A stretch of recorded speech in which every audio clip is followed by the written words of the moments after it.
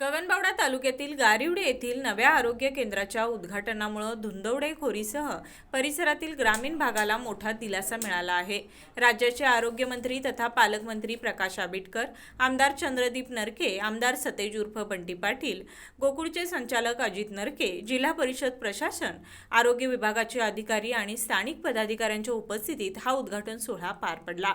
गेल्या 12 ते 15 वर्षांपासून आरोग्य केंद्राच्या इमारतीचं स्वप्न पाहणाऱ्या ग्रामस्थ हे स्वप्न अखेर पूर्ण झालं। दुर्गम भागातील नागरिकांना वेळेवर वैद्यकीय सुविधा उपलब्ध नसल्याने अनेकांना जीव गमवावा लागला होता। त्यामुळे हे आरोग्य केंद्र ग्रामीण जनतेसाठी आरोग्य सेवेचं महत्त्वपूर्ण केंद्र ठरणार आहे।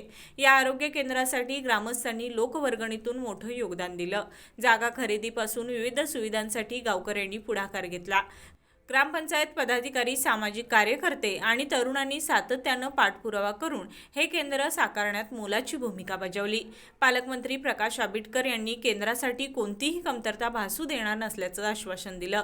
आमदार चंद्रदीप नरके आणि बंटी पाटील यांनी आवश्यक निधी उपलब्ध करून आरोग्य केंद्र अधिक सुसज्ज करण्याचं वचन दिलं।